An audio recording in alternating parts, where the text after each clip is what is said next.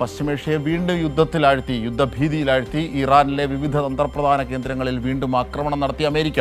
ഇറാനുമായുള്ള താൽക്കാലിക വെടിനിർത്തൽ കരാർ അവസാനിച്ചു എന്നാണ് അമേരിക്കൻ പ്രസിഡന്റ് ഡൊണാൾഡ് ട്രംപ് പ്രഖ്യാപിച്ചത്. ഇതിന് പിന്നാലെയായിരുന്നു ആക്രമണം.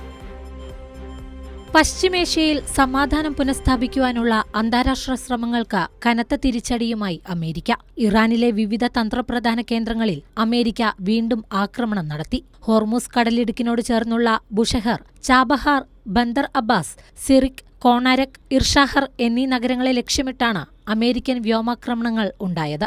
കഴിഞ്ഞ ദിവസം ഹോർമൂസ് കടലിടുക്കിലൂടെ കടന്നുപോയ 3 ചരക്ക് കപ്പലുകൾക്ക് നേരെ ഇറാൻ ആക്രമണം നടത്തിയെന്ന് ആരോപിച്ചാണ് തിരിച്ചടിയായി US സെൻട്രൽ കമാൻഡ് പുതിയ വ്യോമാക്രമണം നടത്തിയതെന്ന് അമേരിക്കൻ പ്രസിഡന്റ് ഡൊണാൾഡ് ട്രംപ് അറിയിച്ചു. കൂടാതെ ഇറാനിലെ വൈദ്യുതി നിലയങ്ങളും കടൽ ജല ശുദ്ധീകരണ പ്ലാന്റുകളും ലക്ഷ്യമിടുവാൻ അമേരിക്ക മടിക്കില്ലെന്നും ട്രംപ് മുന്നറിയിപ്പ് നൽകിയിട്ടുണ്ട്.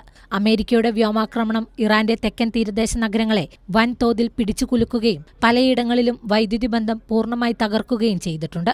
ജൂൺ 16-ന് ഇറാനുമായി ഒപ്പുവെച്ച ധാരണാപത്രം ഇനി പ്രാബല്യത്തിലില്ലെന്നും ഇറാനുമായുള്ള താൽക്കാലിക വെടിനിർത്തൽ കരാർ അവസാനിച്ചതായും US പ്രസിഡന്റ് ഡൊണാൾഡ് ട്രംപ് പ്രഖ്യാപിച്ച മണിക്കൂറുകൾക്കകമാണ് ഇറാനു നേരെ അമേരിക്കൻ ആക്രമണമുണ്ടായത്. ഇറാന്റെ പരമോന്നത നേതാവായിരുന്ന ആയത്തുല്ല അലി ഖമനയുടെ ഖബറടക്ക ദിവസം തന്നെ ഇറാനെതിരെ കനത്ത വ്യോമാക്രമണവുമായി അമേരിക്ക രംഗത്തെത്തിയെന്നുള്ളതും ഏറെ ശ്രദ്ധേയമാണ്.